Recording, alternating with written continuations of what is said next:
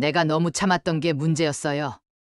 이 말은 제가 지난달 만난 70대 김영순 할머니의 고백입니다. 40년 넘게 폭언과 모욕을 견뎌온 그녀는 남편과 사별한 후에야 비로소 자유를 얻었다고 합니다. 할머니의 눈빛엔 지워지지 않는 후회가 깃들어 있었어요. 화해한다고 뭐가 달라지나요? 그 사람은 절대 변하지 않았어요. 내가 변했어야 했는데. 이런 후회는 김영순 할머니만의 이야기가 아닙니다. 지난주 제 상담소를 찾아온 58세 박정훈 씨는 평생을 함께한 친구에게 사기를 당한 이야기를 하다 눈물을 흘렸죠. 전 재산 5천만 원을 잃었는데 그 친구는 사업 실패라며 책임을 회피했습니다. 40년 지기 친구라는 이유로 그는 이미 3번의 기회를 줬지만 결과는 매번 같았어요. 65세 이미경 씨는 자녀들에게 평생 헌신했지만 노후에 홀로 남겨졌어요. 아들 내외를 위해 집도 팔고 손주들 뒷바라지도 했지만 이제는 요양원에 혼자 있습니다. 아들은 명절에도 연락 한 통 없지만 그녀는 여전히 가족이라는 이름으로 그 상처를 품고 있었어요. 나이 들어 깨닫는 가장 뼈아픈 진실, 화해가 항상 정답은 아니라는 것입니다. 우리는 어릴 때부터 이런 말을 들으며 자랐어요. 잡는 사람이 이기는 거야. 큰 사람이 물러서는 법이지. 가족은 어떤 일이 있어도 함께 해야 해. 오래된 인연은 소중한 거야. 그런데 이런 가르침이 때로는 우리를 더 깊은 상처로 몰아넣었다는 사실 알고 계셨나요? 지난 50년간의 심리학 연구는 놀라운 결과를 보여줍니다. 건강하지 않은 관계를 끊지 못하고 계속 유지하는 사람들은 우울증 발병률이 3배, 심장질환 위험이 2배 높아진다고 해요. 더 충격적인 사실은 이런 관계를 유지하는 이유의 80%가 의무감과 죄책감 때문이라는 점입니다. 서울대학교 노년학 연구팀의 김정희 박사는 최근 발표한 논문에서 이렇게 말했어요.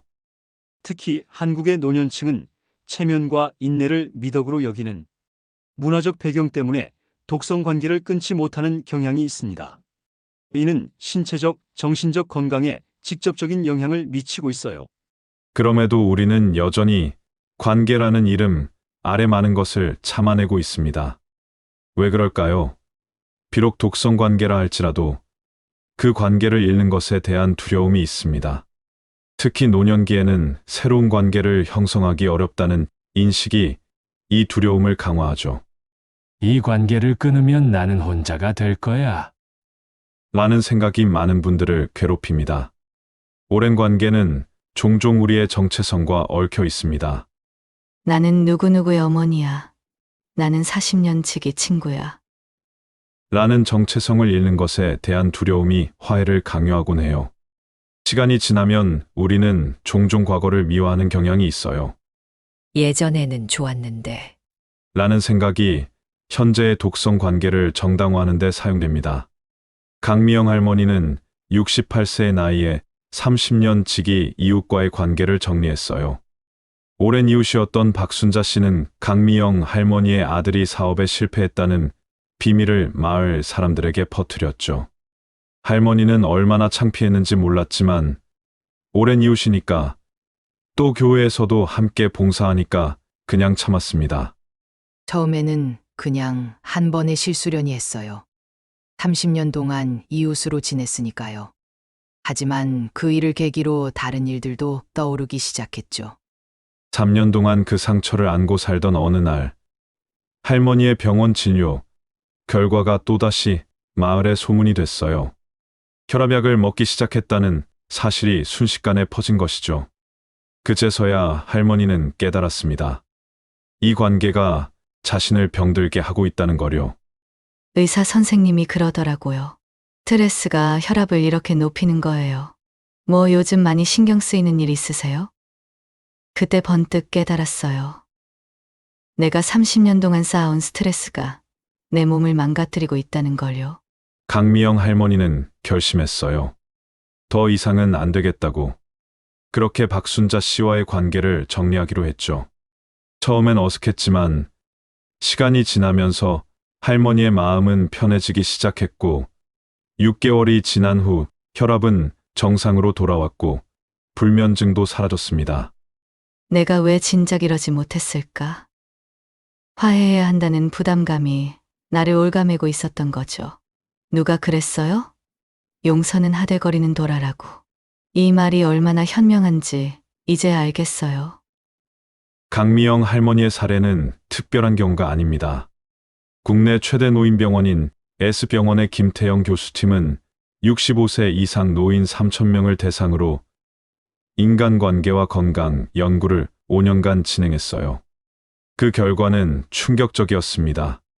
독성관계에 있는 노인들은 그렇지 않은 노인들보다 심장마비 발생률이 2.7배 높았고 불편한 관계에 있는 노인의 67%가 수면 장애를 호소했으며 독성관계의 영향으로 78%의 노인들이 경증에서 중증 사이의 우울 증상을 보였습니다. 김영우 씨는 72세의 나이에 술만 마시면 돈을 달라고 하는 아들과의 관계를 끊었어요. 김 씨의 아들은 알코올 중독으로 10년 넘게 가족들을 괴롭혀왔습니다. 아들이 처음 술 문제로 집에 돈을 요구했을 때 나는 내 자식인데 어떻게 돕지 않을 수 있나라고 생각했어요. 100만 원을 줬죠. 그게 시작이었습니다. 첫 번째 100만 원은 곧 200만 원이 되었고 그 다음에는 500만 원으로 풀어놨어요. 5년이 지나고 김영우 씨의 통장 잔고는 바닥났습니다. 아내는 스트레스로 뇌졸중을 앓게 되었고 병원비 때문에 집까지 팔아야 했어요. 그날 밤 김영우 씨는 인생에서 가장 어려운 결정을 내렸습니다. 아들과의 관계를 끊기로 한 거예요.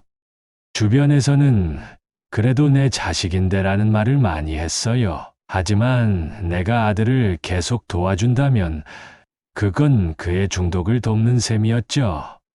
그리고 내 아내의 건강은 계속 나빠질 뿐이었고요. 김영우 씨가 아들과의 관계를 정리한 지 2년이 지났습니다. 처음에는 매일 밤 괴로웠다고 해요. 하지만 점차 평온함을 찾기 시작했습니다.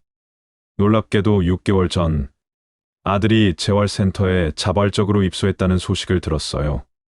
때로는 사랑하는 사람을 위해 관계를 끊는 것이 최선의 선택일 수 있어요. 내가 계속 아들의 요구를 들어줬다면 그는 지금 재활의 길을 걷지 않았을 거예요. 이정숙 할머니는 67세에 넌 왜 그렇게 늙어 보이니? 살이 더 쪘네. 라는 말을 매번 듣게 하는 친구와 거리를 두기 시작했어요. 이 친구는 대학 시절부터 함께한 40년 지기 친구였습니다. 한 번은 동창회에서 이정숙이 예전에는 우리 중에 제일 예뻤는데 지금은 제일 늙어 보인다고 큰 소리로 말했어요. 다들 웃었지만 나는 그날 밤 내내 울었죠. 이정숙 할머니는 오랜 친구를 잃고 싶지 않아서 그저 웃어넘기며 지냈습니다. 하지만 집에 돌아오면 항상 우울했고 거울을 볼 때마다 자신감이 떨어졌고 외출하기도 두려웠죠. 이정숙 할머니의 딸은 어머니의 변화를 눈치챘고 어느 날 솔직하게 물었습니다. 엄마, 왜 그 친구를 계속 만나요? 만날 때마다 엄마가 우울해지는데. 그 질문이 이정숙 할머니에게 깨달음을 주었습니다. 40년 지기라는 이유만으로 그 관계를 유지해야 할 필요가 있을까? 결국 그녀는 그 친구와의 만남 빈도를 줄이기 시작했고 결국에는 거의 만나지 않게 되었습니다.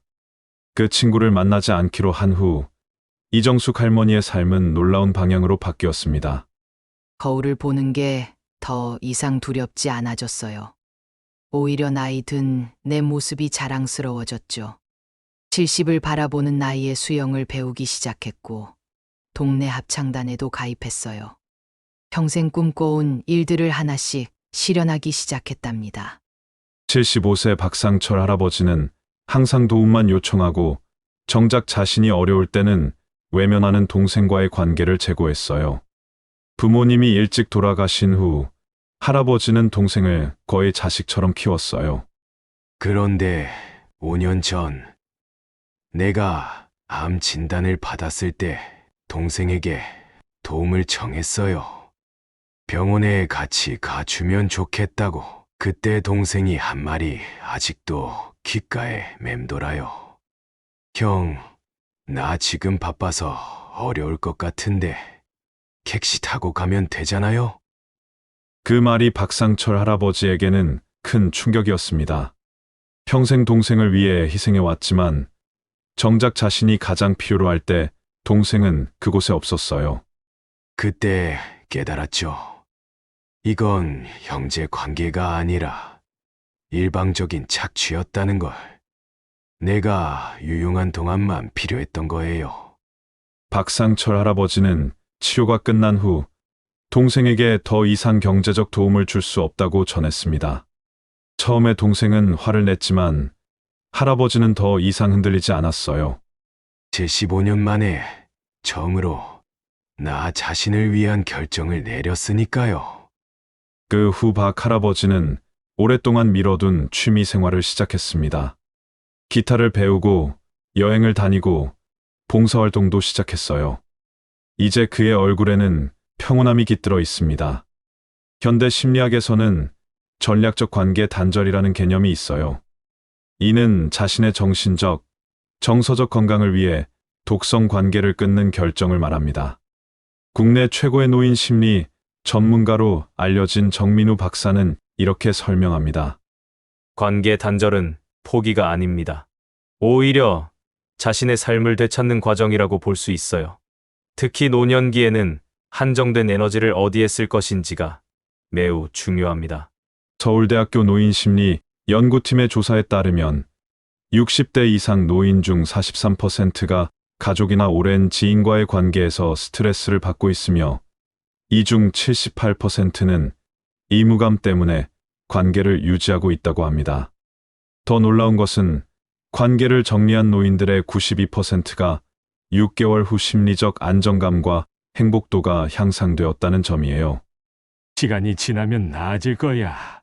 많은 분들이 이렇게 생각하며 아픈 관계를 끌어안고 살아갑니다. 하지만 과연 그럴까요? 82세 최순례 할머니는 60년 넘게 불편한 관계를 참아왔습니다. 시간은 아무것도 해결해 주지 않아요. 오히려 상처는 깊어지고 분노는 뼈 속까지 스며들죠. 내가 80이 넘어 깨달은 것은 용서는 할 수 있어도 모든 사람과 화해할 필요는 없다는 거예요. 최순례 할머니는 시누이와의 복잡한 관계를 60년간 이어왔어요. 매번 명절이면 찾아와 돈을 요구하고 아이들 앞에서 할머니를 무시하는 말을 던졌습니다. 할머니는 남편을 위해 가족의 화목을 위해 참았어요.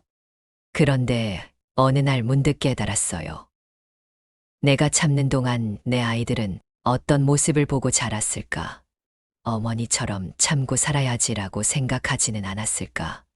그게 제일 후회돼요. 최순례 할머니의 이야기는 시간이 모든 것을 해결한다는 말이 얼마나 위험한 오해인지 보여줍니다. 시간은 그저 흐를 뿐 우리의 상처를 자동으로 치유해주지 않아요. 노인정신건강 전문의 최재혁 박사는 많은 분들이 감정이 무뎌지는 것을 치유라고 오해합니다. 그러나 감정이 마비되는 것은 진정한 치유가 아니라 방어 기제일 뿐입니다. 진정한 치유는 그 감정을 직면하고 처리하는 과정을 통해 이루어져요. 라고 강조합니다. 69세 박혜진 할머니는 늘 다른 사람을 먼저 생각하다 결국 건강을 잃었어요. 시어머니와의 갈등이 큰 스트레스 요인이었습니다. 시어머니는 내가 아파도 집안일을 계속 시키셨어요. 내가 너보다 더 아픈데 난 일하고 있다며. 결국 입원까지 하게 되었죠. 병원에서 3개월을 보낸 박혜진 할머니는 퇴원 후 중요한 결정을 내렸습니다. 시어머니와 거리를 두기로 한 거예요. 주변에서는 효도는 어쩌고 며느리 도리는 어쩌고 그랬지만 내가 죽으면 누구도 책임져 주지 않아요. 내 몸은 내가 지켜야 한다는 걸 너무 늦게 깨달았죠. 심리학자 김태연 박사는 많은 사람들이 용서와 화해를 혼동한다고 지적합니다. 용서는 자신을 위한 것이고 화해는 관계를 위한 것입니다. 누군가를 용서했다고 해서 그 사람과 다시 관계를 맺어야 한다는 의무는 없어요. 73세 이종구 씨는 자신을 속인 사업 파트너를 용서하는 과정을 이렇게 설명합니다. 그를 용서했다는 것은 더 이상 그에 대한 분노가 내 삶을 지배하지 않게 했다는 의미예요. 하지만 그렇다고 해서 다시 그와 사업을 하거나 친하게 지내야 한다는 뜻은 아니죠. 인생의 황금기라는 노년이 독성 관계로 인해 망가지는 것을 자주 봅니다. 60대, 70대, 80대. 이 시간은 당신만의 것입니다. 행복하게 보낼 권리가 있어요. 노인복지센터 이지영 상담사의 말입니다. 79세 김호진 할아버지는 퇴직 후 10년 동안 아들 가족과 함께 살며 손주를 돌봐왔습니다. 하지만 며느리의 끊임없는 간섭과 비난으로 스트레스가 쌓였어요.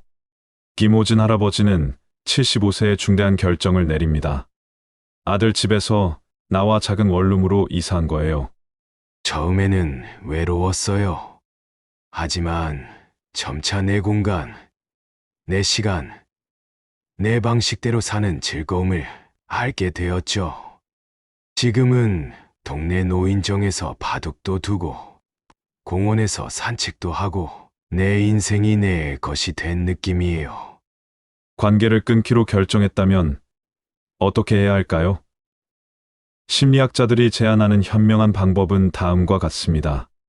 한 번에 완전히 관계를 단절하는 것보다 점차 연락 빈도를 줄이고 거리를 두는 방법이 효과적일 수 있습니다. 이는 특히 가족 관계에서 유용해요. 66세 장미란 씨는 과도하게 간섭하는 언니와의 관계를 이렇게 조정했습니다. 예전에는 매일 전화가 왔어요. 어느 날부터 지금은 바빠서 나중에 전화할게라고 하기 시작했어요. 점점 통화 주기를 일주일에 한 번, 그 다음에는 한 달에 한 번으로 줄였죠. 장미란 씨는 이렇게 점진적으로 거리를 두면서 오히려 관계가 개선되었다고 말합니다. 제한된 시간에 꼭 필요한 이야기만 하다 보니 서로 참을성이 생겼어요. 이제는 한 달에 한 번 정도 편안하게 대화할 수 있게 되었죠. 또한 명확한 경계를 설정하는 것도 중요해요. 이런 말은 나에게 상처가 됩니다. 이런 행동은 받아들일 수 없습니다. 라고 분명히 말하세요. 상대가 이를 존중하지 않는다면 그것은 관계를 재고해야 할 신호입니다. 71세 최정원 씨는 아들 부부와 함께 사는 동안 경계 설정의 중요성을 배웠습니다. 처음에는 손주를 언제든지 봐주었어요. 하지만 그게 당연해지면서 점점 더 많은 것을 요구하더라고요. 최정원 씨는 용기를 내어 아들 부부에게 자신의 경계를 명확히 했습니다. 나는 너희를 돕고 싶지만 내 건강과 시간도 중요해. 앞으로는 미리 계획된 시간에만 손주를 볼 수 있어. 놀랍게도 이런 명확한 경계 설정이 오히려 가족 관계를 더 건강하게 만들었습니다. 우리 문화는 특히 어르신들에게 참는 것이 미덕이라고 가르쳤습니다. 하지만 자신의 정신적, 육체적 건강을 위해 관계를 정리하는 것은 결코 죄가 아닙니다. 심리학자 정영진 박사는 노년층이 특히 관계 단절에 큰 죄책감을 느끼는 경향이 있다. 고 지적합니다. 평생 타인을 배려하고 가족을 위해 살아온 세대이기 때문에 자신을 위한 결정을 내리는 것 자체가 낯설고 어려운 일이에요. 죄책감을 극복하기 위한 방법으로는 객관적 관점 유지하기, 자기 대화 바꾸기, 지지 그룹 찾기, 자신의 행복에 투자하기 등이 있습니다. 80년 인생에서 가장 후회되는 건 70년 동안 불필요한 관계를 질질 끌었다는 거예요. 이태수 할아버지는 오랜 친구와의 관계를 정리한 후 이렇게 말했습니다. 결정적인 순간은 70년 지기 친구가 이태수 할아버지의 손자에 대한 험담을 하는 것을 들었을 때였습니다. 손자가 대학에 합격했다는 소식을 들었을 때 그 친구는 돈으로 들어갔겠지라고 말하더라고요. 그때 깨달았어요. 이건 우정이 아니라는 걸.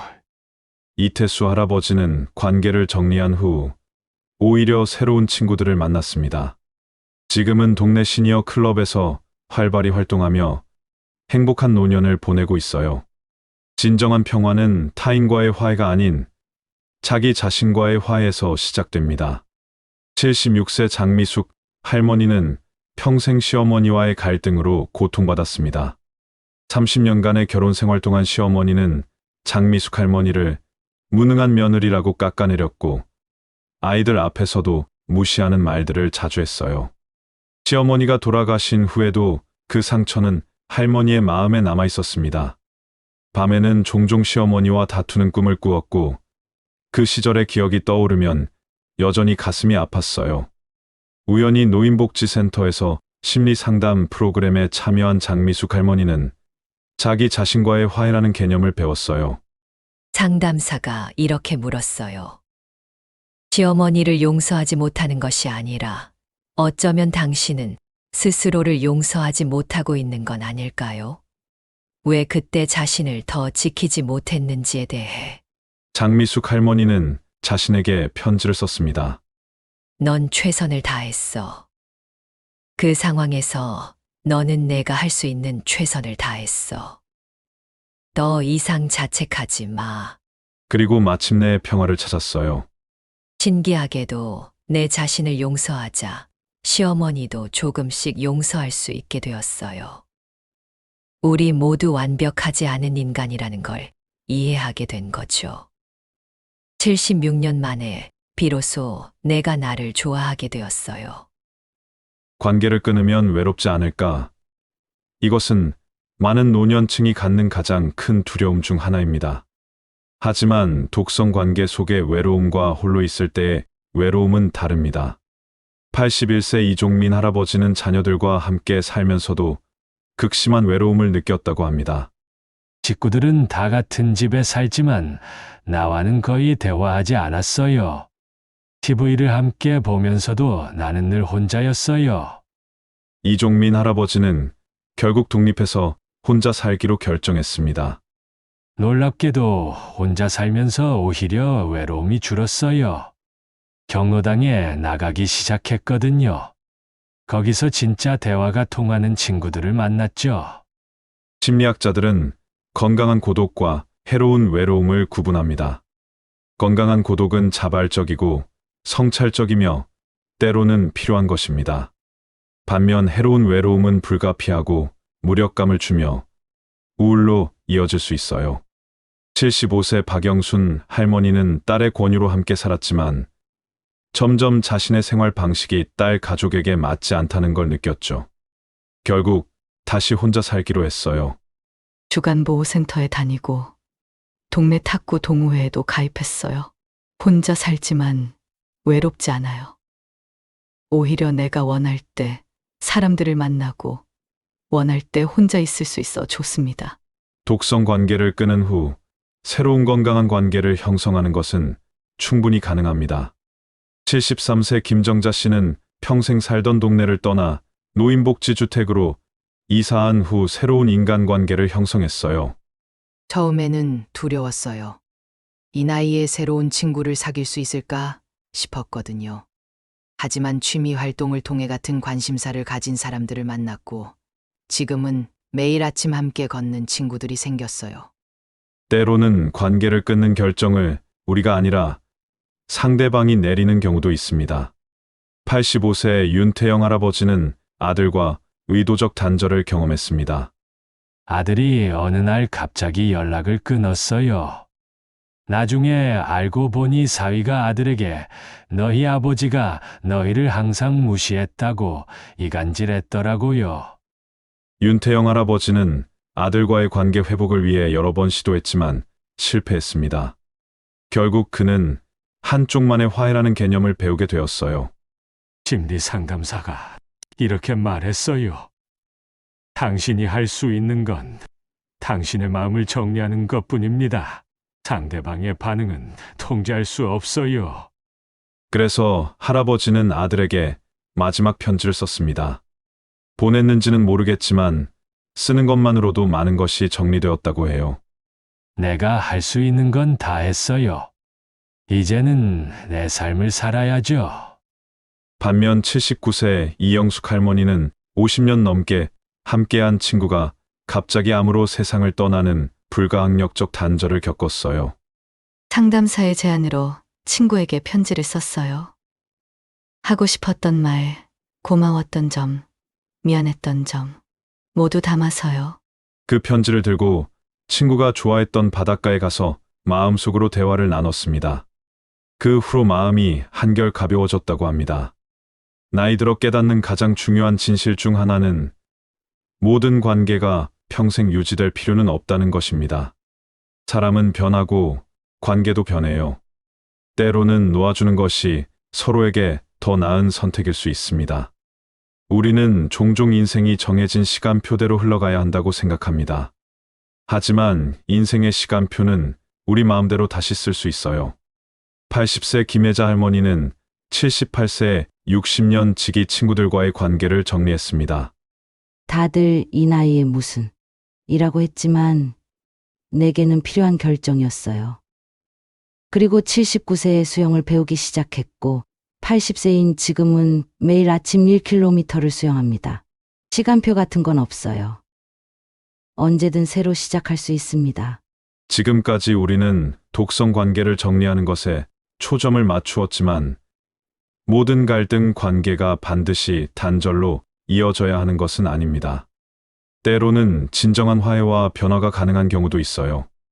64세 박정우 씨는 아들과 10년간 불화를 겪었지만 심장마비로 쓰러진 후 관계 회복의 중요성을 깨달았습니다.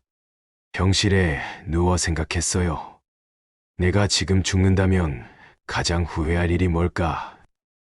그건 바로 아들과의 화해였습니다. 박정우 씨는 용기를 내어 아들에게 긴 편지를 썼고 한 달 후 아들이 병문안을 왔습니다. 그 대화를 통해 박정우 씨는 아들의 상처가 얼마나 깊었는지 알게 되었고 진심으로 사과했어요. 그날 이후 천천히 관계를 회복해 나갔습니다. 우리의 관계가 회복될 수 있었던 이유는 세 가지였어요. 첫째, 내가 진심으로 잘못을 인정했고, 둘째, 아들이 용서할 준비가 되어 있었으며, 셋째, 우리 둘 다 변화할 의지가 있었기 때문입니다. 관계치유 전문가 이수진 박사는 화해가 가능한 관계의 특징으로 다음을 꼽습니다. 상대방이 자신의 잘못을 인정하고 사과할 수 있는 능력이 있다. 갈등이 일시적이거나 특정 사건에 기인한 것이다.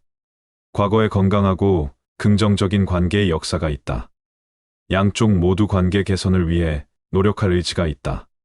상대방이 변화하려는 구체적인 행동을 보인다. 반면 화해가 어려운 관계의 특징은 다음과 같습니다.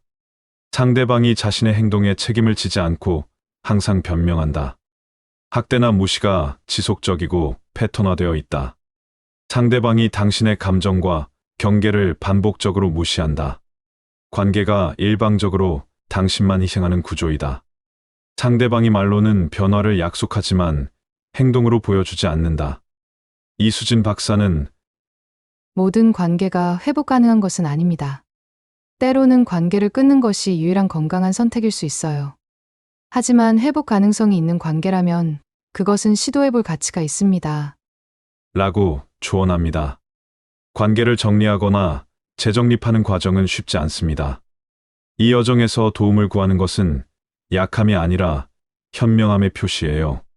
72세 이진우 씨는 심리 상담을 통해 50년 지기 친구와의 독성 관계를 정리할 수 있었습니다. 처음에는 내 나이에 무슨 상담이냐고 생각했어요. 하지만 몇 번의 세션 후 내가 얼마나 이 관계에 얽매여 있었는지 객관적으로 볼 수 있게 되었죠.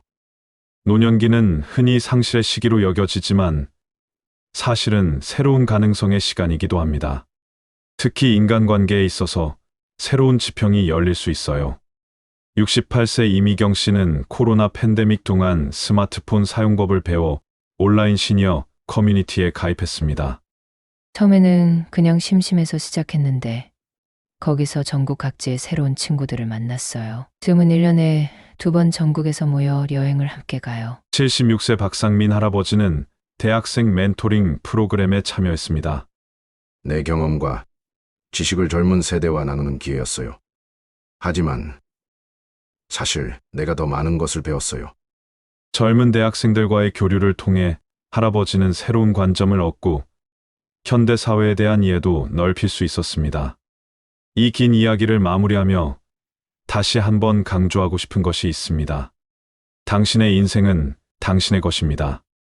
노년기는 자신을 위한 선택을 할 수 있는 어쩌면 마지막 기회일 수 있어요. 독성 관계를 정리하는 것은 결코 실패가 아닙니다. 오히려 자신을 위한 용기 있는 선택이며 새로운 시작일 수 있어요. 화해가 항상 답은 아닙니다. 때로는 안녕이라고 말하는 것이 더 현명한 선택일 수 있습니다. 만약 지금 이 글을 읽으며 마음이 무거우신 분이 계시다면 기억하세요. 당신은 평생 누군가를 위해 살아왔습니다. 이제는 당신 자신을 위해 살아도 괜찮아요.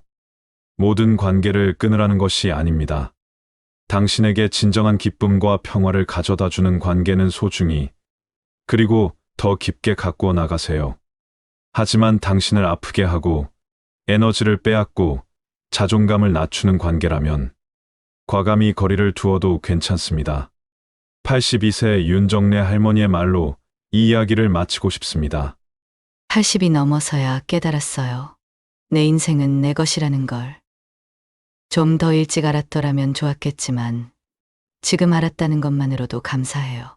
아직 늦지 않았으니까요. 여러분도 자신을 위한 선택을 할 용기를 가지세요. 그리고 기억하세요. 당신은 결코 혼자가 아닙니다. 오늘 이 이야기가 좋았다면 주변 지인분들에게도 이야기해 주시고 영상에 구독과 좋아요도 누르셔서 앞으로도 좋은 이야기들을 받아보세요. 끝까지 시청해 주셔서 감사합니다. 삶의 지혜였습니다.